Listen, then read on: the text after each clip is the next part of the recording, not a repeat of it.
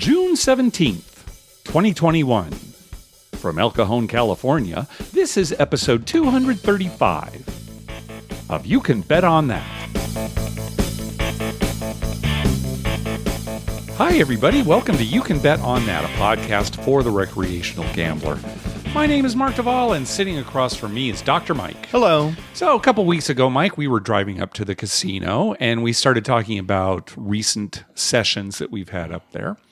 And we both agreed that we had not even come close to hitting any kind of fire bet, even 4 numbers, right? Which is the lowest that they pay at Harrah's Southern California. Not even close. No. For many weeks. We were kind of lamenting that fact. Yeah. Well, we live by the theory that if we complain enough about something, it'll happen. That's true. It certainly works at our poker home game. Yes. Oh, God, I'm getting beat on the river. Oh, yeah. I'm losing so much money. Invariably, things change. You end up being the big winner for the night. Right. I mean, it's a well-known fact that bitching gets you good results. Yeah, you can back it up with science. So we headed up to the casino. And I got the dice, and boy, I had a great roll. Yes. And all of a sudden, I'm on a 5th number, and it's like, hey, here we were complaining. We've already made 4 numbers. Right. And, maybe I'll make 5. And sure enough, I went ahead and made 5 numbers to the fire bet. So that was great. $5 on there pays $1,250. So, we were very pleased. It's like, okay, things have probably changed. So very good. We're very happy. Well, the dice got pretty cold after that, right? To the point where we're like almost lost all of our fire money back. Right. We're back to where we started. And it's like, what happened? Yeah. Here we're all excited about a fire bet. So we switched tables. We thought, well, let's switch things up. So we switched tables. And I'm having good rolls. Pretty much all night long, I'm having some good rolls. I get the dice again. I immediately come out on a 4. Well, I end up establishing and making 3 4s in a row. Right. My point is 4. Right. I made 3 of them to start my roll. And I kept rolling, and suddenly I've made 5 numbers to the fire bet again. Right. Same night, I'm rolling 5 numbers to the fire. And then what you said at that point was hilarious. What was it? You said, oh, look at that. I'm going to have 2 5s in the same night. And the stickman Mark says, 5? Why not have a 5 and a 6? Why 2 5s? Why not a 5 and a 6? And we're laying into you. Hey, I'm just being realistic, right? That's all I'm doing. All you needed was a 10, which was the same number you needed on the other table. I also needed a 10 you there? also needed a 10 there. So, that's why I'm saying I need a 10. Not only do I need to come out on a 10. You need to make it. I mean, that's hard enough. Well, I came out on a 10. Yep. And very next roll. One of the players at the table laid against the 10. Several laid against it. It's always should you do it? I said, no, don't do it. We've hit the fire bet enough times. Now, I don't know how many times now, but, it's not sort of that albatross that, right. So I said, no, don't lay anything against the 10. It might have not been the next roll. Maybe it was. It was okay. The very next roll. You rolled the 10, and the table went wild. Yeah. And the one guy who had laid way too much money. Agreed. Against the 10. I laid into him unmercifully. Because he laid like 3,000 against it. 3,000 to make 1,500. Right. So when the 10 came up, he loses 3,000, wins 5,000. Yeah. And if a 10 had not come up, he would have only got $1,500 more, and he still would have got the 5. Yeah. But he would have only got 1,500 more. So I mean, to me, it just doesn't make sense. It's not good value for your money, I guess. But before you rolled, after you came out on 10, I laid into him. He's a regular. Uh-huh. And then when it hit, I was so loud. Everyone came running over to see what was happening. I mean, and I called it too. If you don't remember, I said, Mark's going to roll it right back. Oh, yeah. It's not even a wait. It's coming right back. You called it. Congratulations. I've got to keep track of all the times you claim that, and I don't come right back with it. But yes, you did. I called it. You called it, right. So very exciting. So 6 points. So, we're laughing on the way home about how, we were complaining on the way there. And yeah, it turned into be a good night. Yeah. And I didn't post about it or anything. It's just because, I thought we'd talk about it on the show. It's always fun to talk about it when we hit the Well, fire the bed. funny thing is that when you hit it, I'm yelling at the guy, screaming, making all this fuss. Everyone's whooping it up. People are running over to see what happens. You sit down, pick up your phone, and continue your Sudoku game. Well, As quietly as could be. I mean, you didn't say a word. Just playing your Sudoku. I knew it was going to take forever. It always does. There's all this paperwork they have You're to one of those fill out. guys that scores the winning touchdown in the Super Bowl and just hands the ball to the ref and walks over and sits down on the bench. Well, you're absolutely right. If that were me, that is what I'd do. Maybe I high-five some of my teammates when they were good. Good job, Mark. Yeah. Oh, thanks. Thanks, guys. Yeah, I've been here before. I've done this before. So anyway, we were very happy. Well, we returned to the casino the next week, and it started off pretty poorly, wouldn't Yes, you say? as We were usual. talking about how, Yeah. oh no, another losing night. And then you got the dice, and you immediately made a 4 and a 10 as Yes. your points. Yes, you made back them. to back. And that's always kind of nice because it's like, all right, if there's any, potential for a fire bet, it's nice to get those difficult ones out of the way, right? And then you made a 6 and an 8. Yeah. This was pretty quickly. They were back to back. I mean, I Yeah. came out on 6, rolled to 6, came out on 8, rolled an 8. Because I was thinking to myself, well, okay, I am making some money here. You're repeating some numbers. Right. But you're not having a monster roll yet. You've just Right. made 4 unique points. I don't think I rolled anything else but points. I think I rolled 4 points. that could the first be 4. maybe a couple numbers in there. Well, I think it was after in the there. first 4 because Yeah, I was it could bragging about they're coming right back. They're coming right back. So then you came out on a 9 and you made a 9. Yep. And so I think at this point I'm saying something like, wow, a couple of 5s and a 6 in 2 weeks. That's pretty good. Yeah. But no, you had more up your sleeve. Yep. You came out on a 5 Right. and pretty quickly, Yeah. Within a couple of Made rolls, a made the 5. and doggone it, another 6-point fire bet. I rolled one week. You rolled one the next week. Right. And, it's funny because as soon as you had made all 6 numbers, you were still rolling. Our good friend Andrew, who was visiting from out of town, came up to the table. It was right after you'd made all 6. Right. Hey, how's it going? I said, well, Mike just made 6 to the fire bet. Right.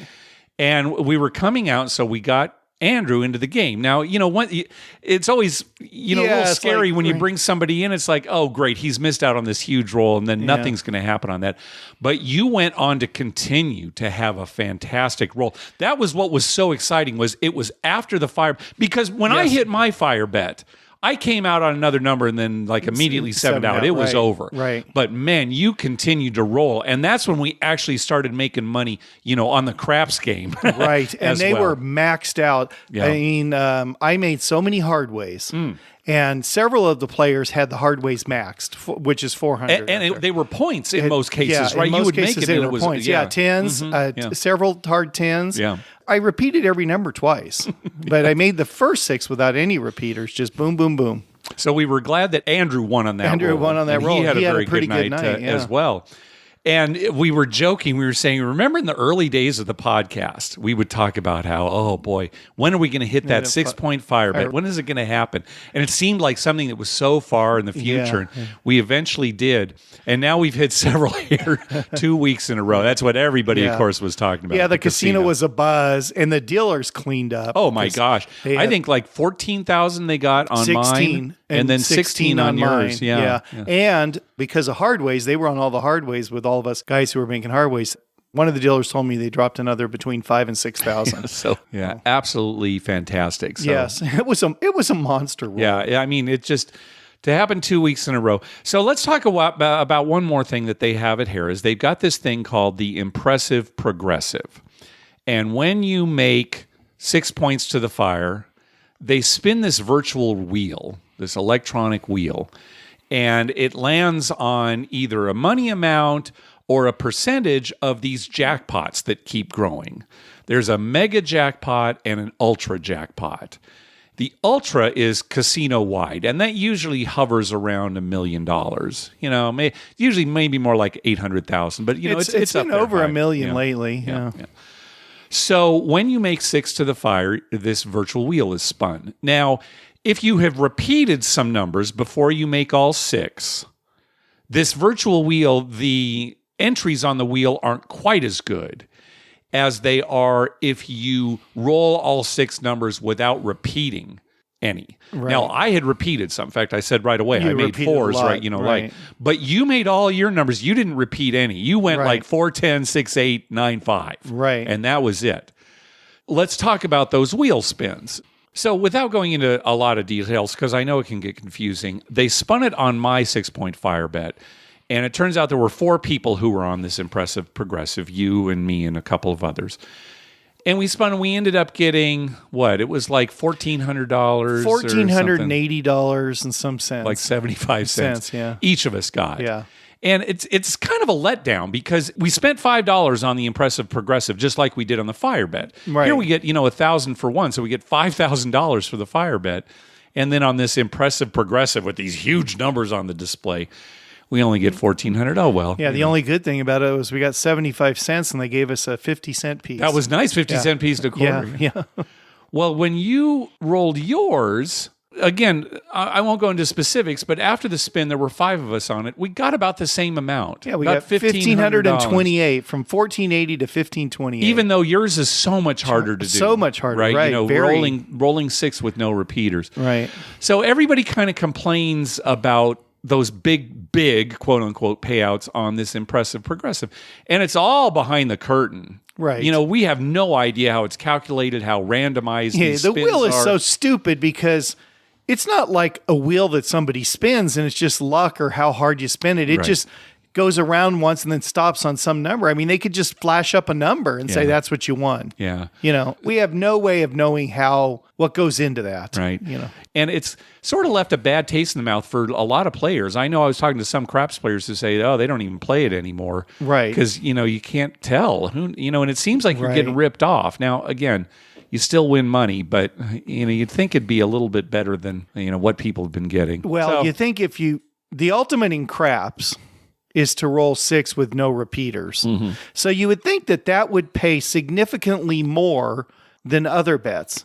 Yeah. You'd think that it would pay at least as much as a regular fire bet. Right. And probably more. Anyway, we bring this up only because it was a big part of, us hitting these two. So I don't want to sound like sour grapes because it was still, Yes. shoot, it was like $1,500, Right, that kind of right. thing. So it's still something. And, we had very good nights. But I did want to bring it up just because there's a lot of rumblings, at least amongst the players, that, hey, what's up with this impressive progressive? Yeah, I mean, How they make a impressive big is it? deal out of it, and it's not very impressive. And it'd be better if there was a real wheel that the person who rolled it, actually got to spin a wheel. Yeah. That would make you feel like, okay, well, it was my luck, or, but it's just this virtual thing. Yeah, and it's clearly not random. And you don't even get to push the button. Just one of the dealers pushes a button. That's right. You don't even get to push it. Yeah, it's All right. weird. Again, I don't want to sound like sour grapes. It was fantastic. Yeah. 2 weeks in a row, fire bets. We've really got our work cut out for us this weekend. Yeah, and this weekend we need to impress. I mean, we both have to do it at back to back or something. That would be the best 2 in one night. Yeah. Well, it's amazing enough that you and I were the ones who rolled it. Right. Right? Right. It could have been anyone on the table, right? Well, this week we'll do it back to back, Yeah. and then we'll just color up and just walk with his strut out of the casino. Yeah. Sort of angry a little bit. Right. Yeah. We're too good for you here. Yeah. This is the last time we come to this casino. Bring my car around. Yes. All right, so on our last episode, we got a call from a listener who said they went to Tropicana in Las Vegas, and Tropicana only had one craps table. And we thought, boy, that's pretty unusual for a strip casino. We were thinking, where have we really seen that on the strip anymore? And then listener Jim wrote to us and suggested that what the caller meant was that there was only one craps table open when they went to the Trop. And if we'd thought about it for a couple seconds, we probably thought, oh, yeah, that is Right. probably what they meant. So, and in fact, that must have been the case because just this last week, Scott Robin posted a picture on Twitter of the casino floor at the Trop. And there's at least one angle where you can see 2 craps tables, at least 2 craps tables. So, Right. yeah, that must have been the case. Well, in most cases, what someone says and what they mean and how it's perceived can be completely different things. Sure. So, take everything with a grain of salt. And, I'm very literal. Just listen to me at the craps table, right? When you Right. say something like, I knew that was going to happen. Yeah. And well, Mike, if you knew that was going Right. to happen, and then I look like a jerk, and I am a jerk, and there you go. So I took this quite literally as the the trop only having one craps table. Right. You can't do that with people because it's just not the way people think. That's right. Oh, we also got an email from listener Chad, and I'm glad he sent this in. I'm going to read this to you. He said, I've heard you discuss roll to win craps several times, but I haven't heard you discuss the feature I see at Barona. That's one of the local casinos here. From time to time, after all bets have been set, the odds on one roll bets and or the hard ways will boost for one roll. I hit a yo there last night that paid 22 to 1 because it was boosted for that roll. Is that a Barona thing, or is it found on all roll-to-win tables? Now, I don't know if it's found on all roll-to-win tables, but I have absolutely seen it at the roll-to-win tables at Harrah's. Right. Yeah, I've been there before where I'll see, oh gosh, Big Red, any 7, it's going to pay 8 to 1 on this roll. Why is that? You see it increasing. Right. And again, it's only after all bets have been set. You can't catch it and I'm going to get there real quick. Right. It's like maybe you'll get lucky. It's a way to incentivize you to, make more bets. Make more of these prop bets. Yeah, right. one roll bets. If you make every possible prop bet, chances are one of them is going to pay better than normal. Yeah. So maybe it's something the casino can set. I assume that it is. But yeah, watch for that. Again, the roll-to-win tables are the electronic tables where you actually roll dice. You make all your bets at a terminal, but then you roll dice, and there's a stick person there that actually brings the dice in and enters the dice roll into the computer. So, yeah, it's these boosted bets. Keep an eye out for them. And how do you think this is all determined? Again, I don't know if it's based on how many bets it sees out there. I would like to think that it's randomized in some way. Randomized, obviously, in a way that the casino would not lose money in the long run. Randomized in some way that a player might not be able to tell when it will happen. But who knows? I think somewhere in a back room somewhere, there's some small mouse on a wheel running, and the wheel's just constantly going. And it occasionally, when it stops to take a break, whatever the wheel falls on is what is increased. Okay, it's a mouse. Yeah. I'd like to think that it's a chimp. You think it's a chimp? An animal with a little more intelligence that every once in a while just says, yeah, I'm going to boost the hard 8. Yeah, okay. And he presses the button. Well, that'd be fun. What if it was just some mythical creature? Uh-huh. Not even like a griffin? You're thinking like a griffin? Yeah, or something, a troll. There's this huge troll. I mean, they've got a whole room in the back. It's monster huge, like 8 stories. People are like, why is the casino only 5? But back in that corner, it's 8 stories. Yeah. Because there's this big troll who's in charge of increasing bets. He also does the impressive progressive wheel, too. Oh, well, that would explain a lot. Yeah. Yeah. I'm actually guessing it's a random number generator in the computer, but these are all good ideas. Yeah. A random number generator. Those aren't real, Mark. All right. And one more email, too. We got an email from Tim. He says, I've listened to all of the episodes, and I'm pretty sure no one has asked about each of your dice throwing routines.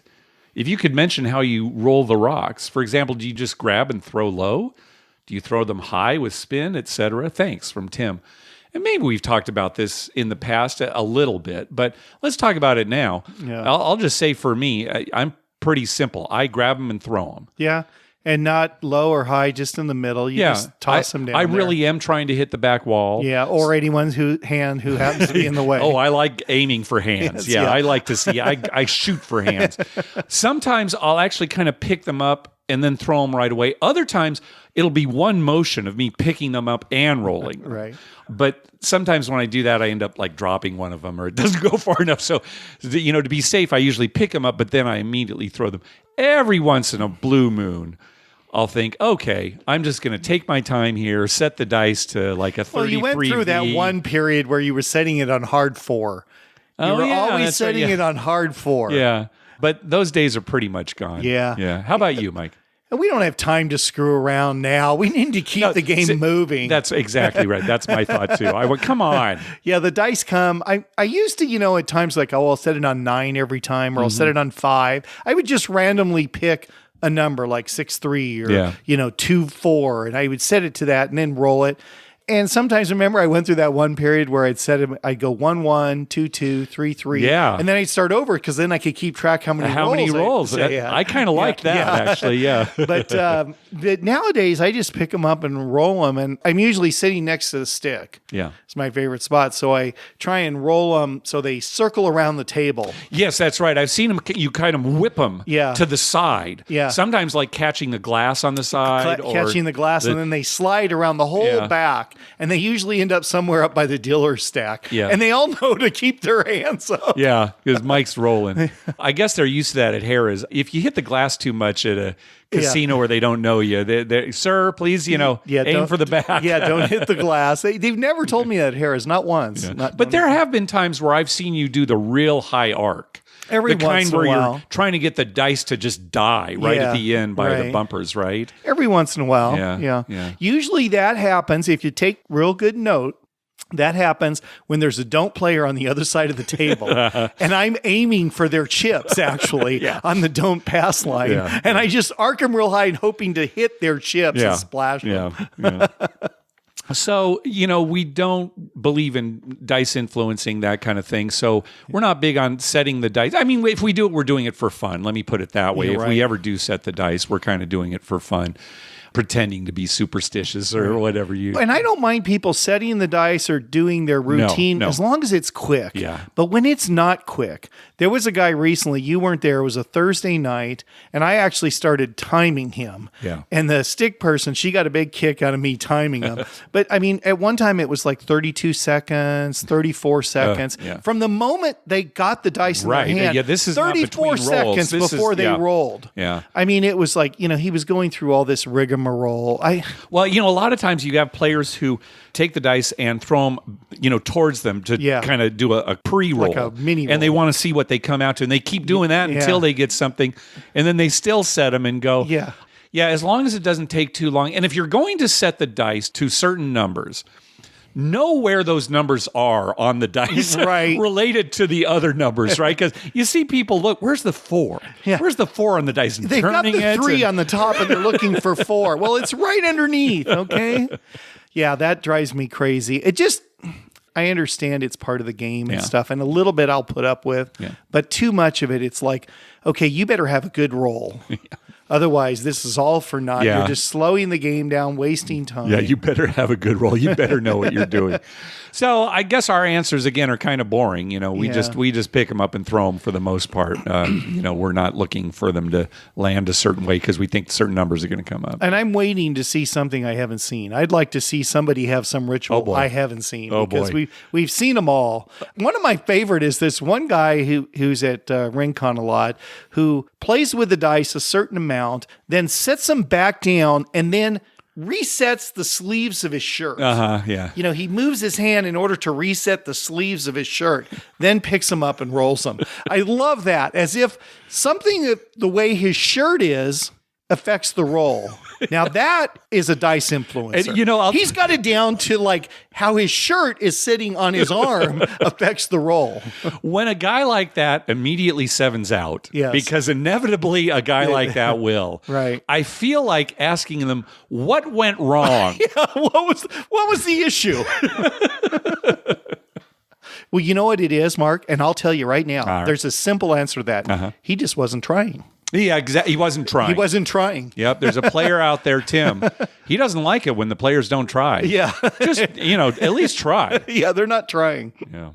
Hey, thanks to everyone who's been clicking through our Amazon link. Remember, whenever you're going to buy something through Amazon, please go to our page first, youcanbetonthat.com, and click through our Amazon link towards the top of the page. All right, let's move on to some voicemails. First up is August. Hi, guys. This is August. Haven't called in a while. I just had a couple of stories for you. So I never do well on the Derby. It's just so hard to hit with all those horses. And this year I did well. I was looking at that super stack, Johnny Velasquez and Bob Baffert, and I was like, I'm going to take a shot on this. I moved some horses around just in case the favorites win. I did a few exactas, but I hit the win, place, show, exacta, trifecta, and daily double, which was great because the 50-cent trifecta, I think, paid like over $800 or something. So on that one race, I think I cleared over $1,200. I also had the late pick 5 going. So I singled the first race, which I think was like a 4-1. And then I hit the second race with just 2 horses. And then I hit the Derby, and I think that horse was like 15 or 12-1, something like that. So I'm feeling good because, the Kentucky Derby late pick 5 pool, that thing's going to be, I don't know, $2 million. There's a ton of money in this pool. Because I singled the first leg, I got to hit the all button in the last race. So I'm like, I only have to hit, I think I had 2 horses in the 4th leg. I was like, I just have to hit this and it's going to be a huge score. And unfortunately, my horses placed like second and fourth or something like that. And then the favorite won the last race. So if I switched it, if I had hit the all button in the fourth leg, which I think was like a 15-1 or something like that, and then singled the favorite in the last one, the will pay on the 50 cent was $40,000. And it's just like, man, this happens to me so often. I'll send you a screen recording of a couple months back. There was a mandatory payout for the pick six for the Belmont. And I hit the first 5 legs. I'm going into the last race, and I have 5 horses. And I'll send you the screen recording. I swear to God, my horses placed second, third, fourth, and fifth. And I was just like, how is this even possible? How can you be so cruel? You hit 5 out of 6, you get 0. I'd almost rather just hit 1, because the problem is when I hit 5 out of 6, I keep coming back because I think eventually it's going to happen. So that was my horse racing bad beat. And then I just had 2 other things I wanted to share about. The first time I ever played craps after listening to your guys' show, I buy in, and it was one of those where just I couldn't do anything wrong. I did like $10 on the pass line, full odds, 1 come bet. The shooter hits my come bet, and then the point, I win all my bets. And then I'm like, let me try the don't. So I do the don't, he rolls a 2. And then I'm like, I'm going to do the don't and the field. And he rolls like a 3 or something. So I win the field and the don't. So I literally just won every single bet in 10 minutes. So I cash in for 90 and I cash out for 505. And I'm like, wow, I'm hooked at that point. And then just real quick, at one point you guys were talking about roulette strategies. And what I like to do is pick one heavy number and then just all the numbers that are close to it on the wheel. So my big number is 20. I'll put 50 straight up, and then I'll split the 1720, the 1920, the 2021, and the 2023. So if it hits, I hit big. And then I'll put like a nickel on the 5, 7, 11, and 32 because it's close to it on the wheel. So if I hit any of those, I get my money back. And if I hit 20, I hit big. So that's how I play. All right. Have a good day, guys. All right. Thanks, August. Yeah. One of the worst things you can do as a gambler is almost win. Yes. Almost winning is destructive. It keeps you coming back to the game, especially in something like poker. The person who loses the most money is the person with the second best hand, right? If you've got crap, you get out early. But, if you got a pretty good hand, then, you end up losing because somebody's got a great hand. Yeah, that's terrible. The reason that happens is because, it's the gods of gambling. Sure, gambling gods, yeah. Yeah, they want to get you. I was trying to find the mythical god of gambling. I don't know who that is. Oh, you were trying to look it up there? I was trying to look it up. I don't know who the mythical god of gambling is. Yeah. Let's just go with Loki. Okay. Yeah, mischief. Sure, there you go. Kind of like screwing with you. It's like, I was that close. I got to bet it again. All right. I agree with that. Good. Yeah, good call. All right, let's go to the next call. The audio's not real good here. I think maybe he called from inside a car, but I think you'll be able to make it out. Here's Logan. Yeah, this is Logan. I have a question regarding Dr. Mike and Mark's betting strategy, if they even have a strategy. Does Dr. Mike go across for $900 to hit on any number come up, and does he press those numbers? And after the second hit, does he regress down to like 600 or 300? And if I remember right, Mark plays a gets 2 come bets. But if he does place numbers, do you guys regress to take profit and then play with house money after, or you guys get put across and press till the 7 comes up? Thank you. I'll just answer first. I haven't done this in a while, but there was a period where I was making $60 place bets on the 6 and 8. And as soon as one of them hit, I took them both down to 30. Right. And kind of playing that way, hoping to get, that initial hit and then play out the rest of the roll like that. I haven't done that in a while, but it's kind of, if you hit that 6 or 8 right away, it's like, oh, okay, good. I'm sort of guaranteed a profit on this roll. And then, you can just play however you want after that. How about you, Mike, as far as your place bets go? I think this is for both of us. We don't stick to a certain strategy very long. You're right. We seriously, we play a certain strategy, and then after a while, we kind of like get, I don't know if I want to say bored, but we try something new. Yeah. And so we're kind of always changing our strategy. We're not firmly set on one thing. Yeah. I have personally never played a aggressive strategy. Maybe seldom I've done it once or twice, but never for a whole night. Yeah, where I never bet for a whole more. night. I have seen you do it though, because you've Yeah. seen some other players do it. Right. I mean, like with some significant money, like put Yeah. 300 each on the 6 and 8, and then go down to 60 or 60, something. I mean, right. really pull back. Really pull back. Yeah, make huge bet, give it 2 rolls, and then pull Yeah. back. You tried that a couple times, but those devastating immediate Yeah. outs, that's what really kills They you. kill Yeah. you, and it's not that much fun. So There you go. I Okay. haven't really done that much currently right now. And it's funny because the dealers are always, you changed your strategy, because I'll play the whole night the same way. Yeah. But currently now I am putting a line bet Yeah. with full odds. Yeah. And then when the point is established, I take the opposite. So if it's 6, I place the 8. So you place the what they call the place side. The place side. Yeah. So if it's a 5, it's the 9 I place. If a 4 comes up as the point, I buy the 10. Right. And then I make come bets. Yeah.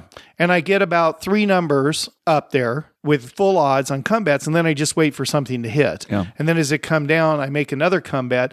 Unless the roll gets going really well and I'm ahead for the roll, then I start converting everything to place bets and pressing. Yeah, yeah. And typically, if I am just making place bets, which I was doing previously, I always will collect 1 or 2 and then press after that. Yeah. So hoping to get some of my money back initially and then pressing the rest. I'm glad you brought that up because, we do kind of change our styles because, there was a period there where I was just placing the 6 and 8. Right. Pass line, just placing the 6 and 8.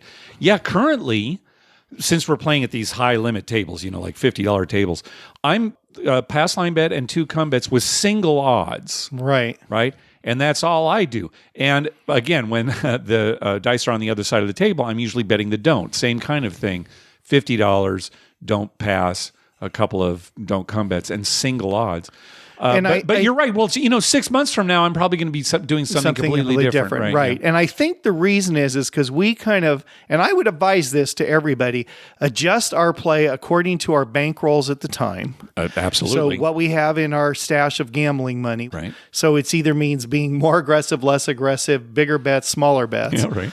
And we also, the mood of the table. So if we're having a good night and things are going well, we might tend to get a little more aggressive. Sure. But if it starts to go bad, then we revert back to or we leave or whatever. Right. So I think we're constantly changing. Yeah. Some people don't. I see people. Sure. There are people out at Rincon and, friends of ours, nice guys, they play the exact same way every time and they never change it up. Yeah. And I'm sure they enjoy that. Yeah, right. Yeah. It's the way they like to play. Right. So again, we want to emphasize, we're not saying that these are winning ways because, again, this game cannot be beat just, straight up.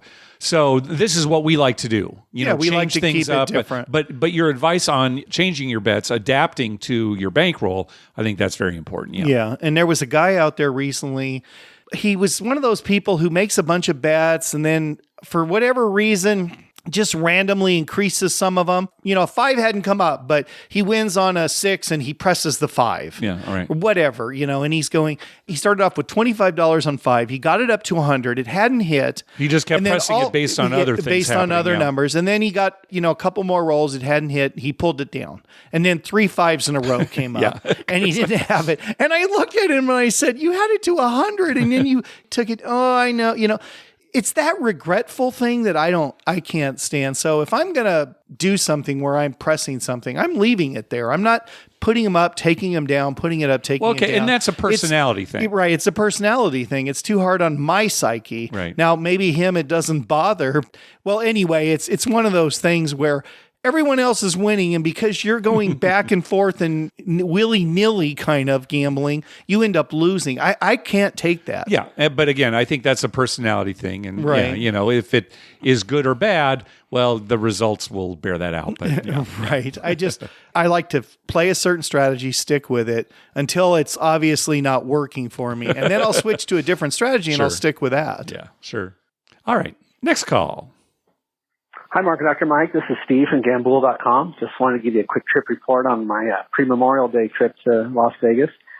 Started off on the Strip on my way to staying at the Plaza downtown, and it was so cool to see everybody out and about without masks and loud and just that party vibe on the Strip that we've all gotten used to and we all remember. There was even a homeless guy without a shirt drinking a tall boy Bud Light, screaming profanities at random people. So Vegas is kind of getting back to normal. I'm a low roller, so I stay downtown looking for $5 craps tables. And as you guys know, those are becoming a thing of the past. I did find at the California $5 craps during the day. I didn't go there at night, so I'm not sure what the night situation is. At least you can find a $5 table during the day at the California. Across the street at Main Street Station, I was going to check that out, but it's still closed, so I don't know what's going on there. Checked out Circa, and that place is incredible. It's kind of weird to get carded. I'm 52 years old, so I haven't been carded in a while, but once you get inside, that's just such a fun vibe with the big TV screens and the sexy dancers on the tables and the loud music. And upstairs at Victory Burger, I had the best thing I ever had in my life, the Captain Crunch milkshake. Comes highly recommended. At the Golden Nugget, the minimums were $15 on the craps table during the day, so I played there a little bit, and that's where I did the Dr. Mike bet. I call it the Dr. Mike bet because of a caller a few years ago who asked about parlaying a hard six. And Dr. Mike, as he's wont to do, recommended getting aggressive. So he says, bet 5 on the hard six and then parlay it 3 times. And if it hits, and you'll have $1,000 or $5,000. So I did that. I put 5 on the hard six. It hit. So I had 50. I parlayed that and it hit again. So now comes the moment of truth. I have $500 on the hard six. Do I parlay that? No. Again, I'm a low roller. I bought in for $150, so that's a pretty good chunk of change for me. Do I have the guts to leave it out there? I did not have the guts. So I pulled down and took my profit and spent the next few rolls praying for a 4-2 or a 5-1. And a few rolls later, the lady 7'd out, so saving me a lifetime of regret. I didn't do the full Dr. Mike bet this time. Maybe in the future I'll have enough guts to leave that hard six out there. Anyway, love the show, and thanks for all you guys do. Take care. Bye. I've got a feeling that when he finally does it, he'll be on a roll and he'll be up and he'll think, well, I'm up, so I'm going to do it, and it's going to hit. All right. And he's just going to walk out of the casino, bring my car around. Yeah, kind of angry. Yeah. Right. Have you ever had a Captain Crunch milkshake? No. I want to say we've actually made one here at the house. Because, it's pretty simple to do. You just add Captain Crunch to a milkshake. Yeah. But, that's my kind of thing. I like Captain Crunch. I do too. Cap'n Crunch, Mike. Yeah, Cap'n I know. Crunch, not I know Captain what it Crunch. is. It's interesting he's talking about Main Street Station. It is still closed. It's funny because Boyd's marketing department recently sent out an ad for Main Street Station, kind of like, come on back to Main Street Station. But it's still closed. Maybe they're waiting for the people to get there before they open. Oh, maybe they're waiting. How many people are at the door, Jim? When there's a line out front, we're opening. You know what I like? Fruit Loops. Yeah, I like Fruit Loops. Fruit Loops. They're good in a shake, too. Yeah, that would be good. I don't think they're as good as Captain Crunch. Now, the best cereal of all time is Quisp. And you know that I stand by that. You stand by that. In fact, right behind you, I've got a little Quisp bobblehead, right? Right. It's still the best cereal of all time. I'll tell you what. Captain Crunch will do, since it's hard to get Quisp. Recently, I had some chocolate mint ice cream with Girl Scout Thin Mints. Oh, yeah, I've seen it. Yeah. That was good. That was good? That was good, yeah. Right. I waver on my favorite ice creams. I mean, I go through streaks, and then I eat just that one for weeks. Sure. Then I go to something else, kind of like the way I play craps.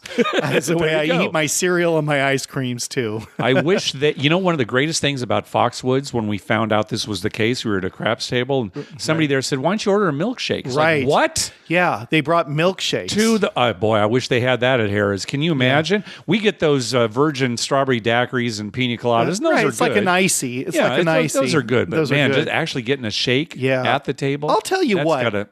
Any casino should serve milkshakes. If people found that out, people all day would be getting milkshake during the day. I mean, maybe not at night they're going to have milkshake, but during the day, bring me a milkshake. Especially in Vegas when you've just, had to walk across the street in 112-degree temperatures. Right. You need a milkshake. Yeah, I agree. I guess I would say if you order a milkshake at the table, make sure that it's either the hotel you're staying at in case you need to run to the room real quick. Just FYI. Right. Yeah. Or don't do it if you're lactose intolerant. I think that's what I was getting at, actually, Dr. Mike. But thank you for putting a fine point on it. All right. Next up is Mike. Hey, guys. It's Mike from West Central Indiana again. Got a question. I've got a trip planned for Father's Day weekend. I'll take my wife and 2 of my children and my mother and father-in-law and take them down for Father's Day weekend. Got my hostess to get me a couple of joining rooms and get the kids set up so we can have a nice little short family weekend vacation down there, and I can still shoot some dice. So anyway, the question is, I tend to tip fairly well. I always do a $5 pass line with $10 odds my first time up to the table, and follow that up with pretty consistent two-way hard ways, high on the point when applicable. And if the table's doing well, I play $5 pass line bet with usually $5 or $10 odds every 2 or 3 rolls for the crew. If it's not doing well, it's every 5 or 6 rolls. Anyway, I never see anybody else token quite like that. Most of the time, I don't see anybody token at all. I just wondered if anybody else was noticing that COVID just had people not token anymore, or if it's just Caesar Southern Indiana. And when I see it, I tend to end up toke betting more, almost like guilt myself into to taking up for everybody else's slack. Anyway, like I said, I just wanted to see if you guys have noticed a trend in downward in token at your guys' tables.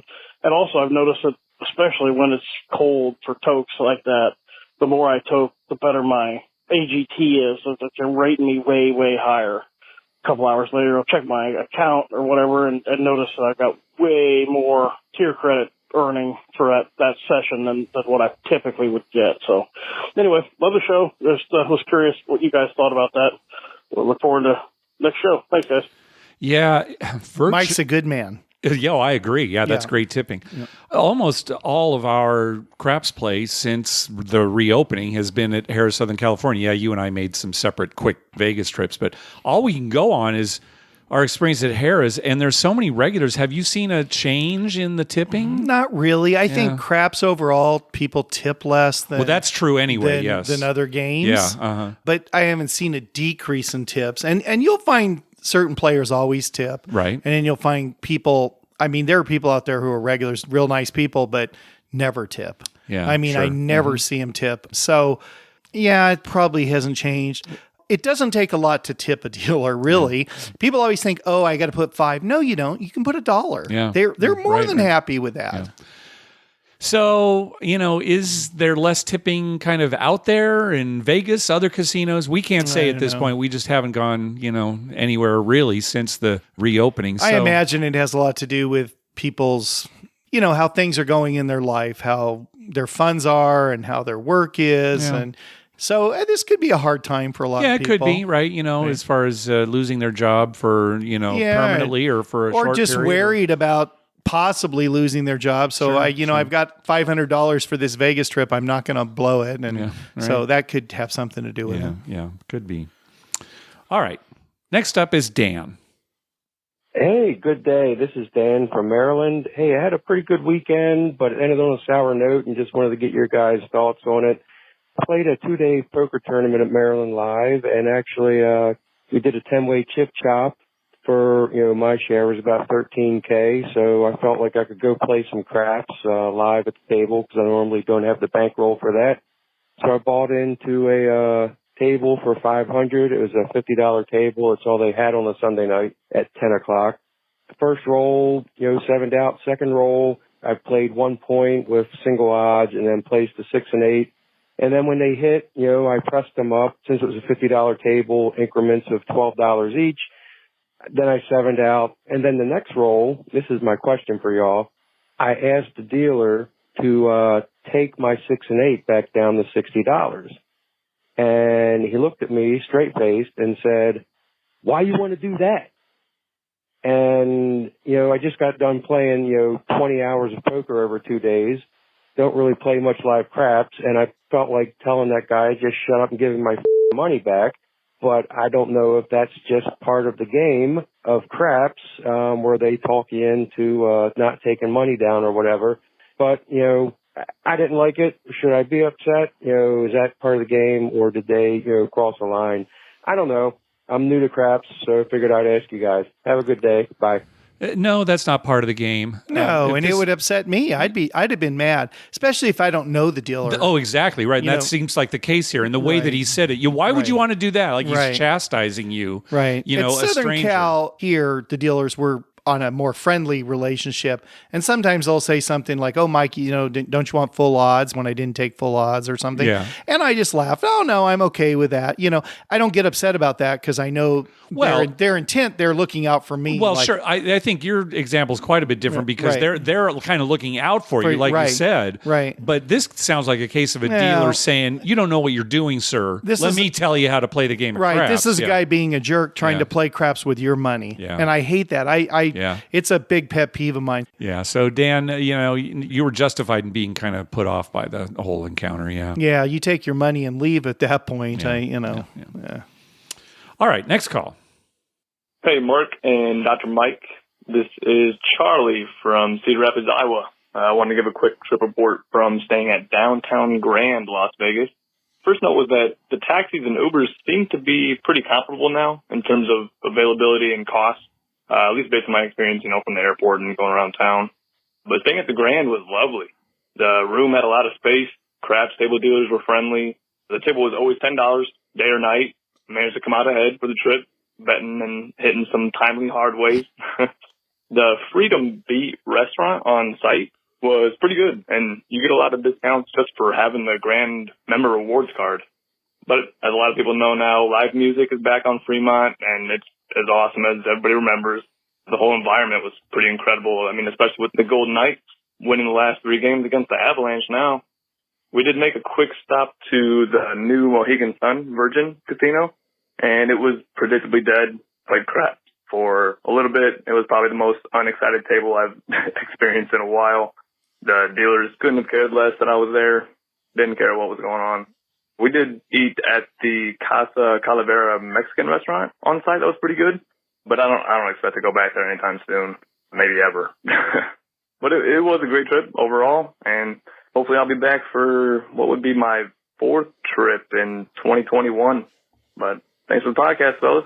So again, we're hearing things, not so good about Mohegan Sun / Virgin it being dead, and that could explain, dealers that aren't very cheerful, right? Nobody's in there, and they're worried about, gee, are we going to make it? Although if I was the casino manager, I would have a talk with all the staff and say, look, if it's not busy, the people who do come in here, they've got to be put on a pedestal. Yeah. We've got to treat them nicely so they'll come back and maybe tell their friends, and maybe we'll eventually be busy, but we need to, be friendly. I mean, you don't cheat for them, but also, be friendly and be, engaging and say, hey, where are you from? And, start a conversation and stuff. Just sitting there and pretending like they don't even exist. Yeah. That's not going to get you more business. Yeah. The employee culture, in any business is important, but boy, especially at a casino, especially at a casino, you, as a business, you're trying to get people to lose their money, come in and give you their money. And so you need to have great customer service. Hey, FYI for all you casino execs out there, if you don't understand this, when the guy loses and walks away and feels like, hey, I had a good time there, I'm going back. Yeah. That's your customer. And the way to make him feel like that is to treat him properly, engage him, make him feel like, even though I lost my money, I'm going to go back. Not the other way, not like I lost my money, I'm never coming back to this place, and I'm going to, call the You Can Bet on That podcast and say I didn't enjoy it. Yeah, well, I think a recent caller to 500 by Midnight talked about how he went to Ellis Island. Right. And ended up losing and had such a good time that he didn't care. He had nothing but great things to say about the staff and everything going on in there. And that's how a casino should be run. Yeah. I'll tell you, Mike, we recently found out that they no longer have 100 times odds at the Cromwell. And we've had some good experiences there with dealers, some great ones, but we've also had some where it's like, hey, they don't even care that you're there. Right. A lot of those kind of recently. Right. So now that they've gone back to just 3, 4, 5 times odds, which is pretty standard on the Strip, I don't know that that's going to be a place that I'm really anxious to get back to. No, why would you? Yeah. I mean, especially if you're not staying real close there. Yeah. If you're staying, let's say you're at Caesar's Palace, why are you going to walk down to Cromwell for 3, 4, 5? Yeah. I want to get treated rude, I can stay at Caesar's. That's right. That's right. And they've got more tables. Yeah, they've got more tables. There's plenty of rudeness to be spread around there. That's right. And then, Downtown Grand, we kind of mentioned it last time. It's like, it's not our absolutely have to go to place, but we end up there almost every trip when we're downtown. It's like, oh, yeah, let's go to Downtown Grand. Right. And again, we stayed there once and it was great. Yeah, and for whatever reason, and I got to go, I always hark back to management. Owning my own business, it all comes down to whoever's running the show. Yeah. Somebody there is doing a good job. The dealers are always friendly. They're always engaging. They're always nice, and you always seem to, have a good time. So, yeah. All right, one last call. Here's David. Hey, Mark and Dr. Mike. This is David from Northern California here. Since you called out the Davids last time on your show, thought I'd call in and leave a message. Mark, thanks for always responding to my emails even when they get really long. I should have taken your advice to my last email for calling a host to change my current reservation. That $600 free play offer disappeared from my wife's offers online when Vegas demand started rising these last few months. We still at least have our comp room and are heading out to Vegas tomorrow. It's our first time in a year and a half and excited to be back. Thanks again for being awesome, and we'll try to call back with the trip report after. Bye. Oh, good. Yeah, call us back and good luck on your trip. David emailed us. He had already reserved a comped room at Planet Hollywood. And later he saw that he had a better offer that included a bunch of free play. And he had asked us, would he have to cancel his current reservation to take advantage of this new one? And I said, yeah, you basically do. Usually you do. Cancel.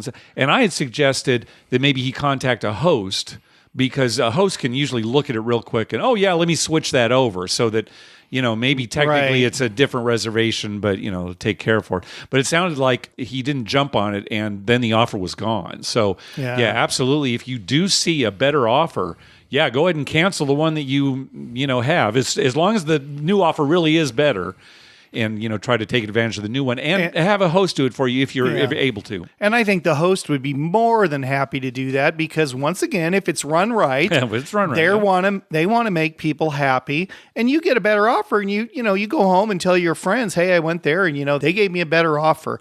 It's like a supermarket that matches coupons from another place, right? Yeah. I mean, they want your business, and the way to get it is to treat you right. Yeah. So that's the theme of this episode, I guess. Yeah. Treat us right and we'll be at your door. Yeah, there you go. Literally.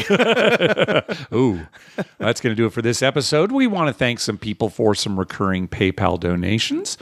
Kurt, Robin from Anytime Gambling, Justin, and Nathan. Thank you once again for those recurring donations. We also got a donation from Samuel. He says it's a karma donation for a Vegas trip June 16th through June 20th. So that's just starting right now. Now. Good luck. Good luck. Also from our buddy Andrew, he says it was great seeing you both this weekend. Wanted to send a karma donation for upcoming Vegas trip this summer. Hope to see you both soon. Thanks for the podcast. And Andrew, it was great seeing you. Yeah, too. We had a great time. Yeah, good timing. Yeah. And finally, a donation from David. He says, my last donation must have worked. Had a winning trip to Vegas and a couple nice craps rolls. Headed back this weekend for 360 Vegas Vacation 10. Oh, yeah, good luck that to everybody who's going to that. That's coming up this week, and unfortunately, we're not able to make it. But good luck to everybody on that trip. I hope they all do well and have a good time. Yeah. Hey, be sure to check out our TV listing showing all the gambling-related shows coming up within the next 2 weeks at youcanbetonThat.com/TV-listings and our list of gambling-related movies at youcanbetonThat.com/movies. We'd love to hear from you. Call our voicemail hotline at 951-292-4377. That's 9512-WAGERS. 9512-WAGERS. Or you can email us at youcanbetonThat@gmail.com. You can also follow us on Twitter at YouCanBetOnThat and on Facebook at facebook.com/YouCanBetOnThat. Finally, please go to your favorite podcast app and write a review of the show. We love getting your feedback.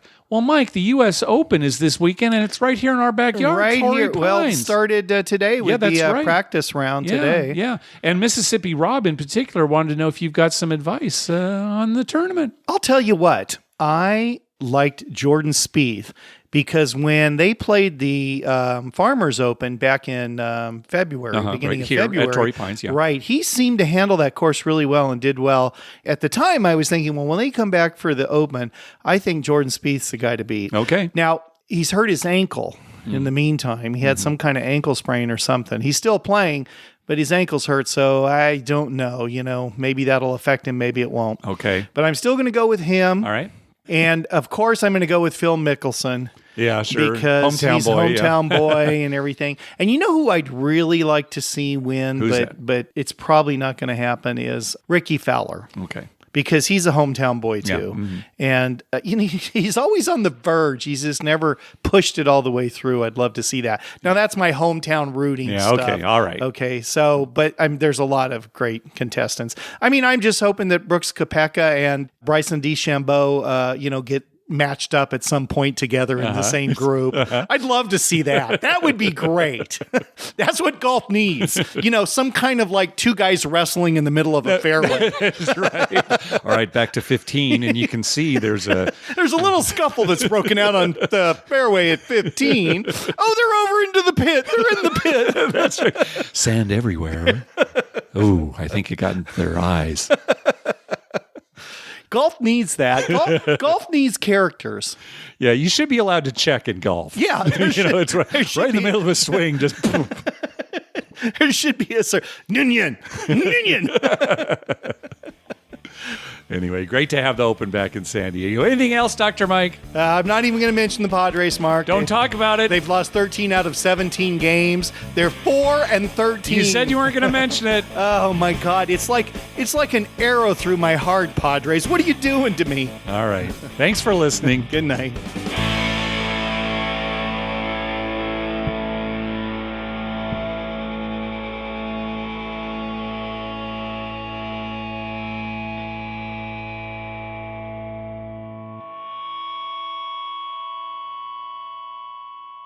El Cajon? That's the anus of San Diego.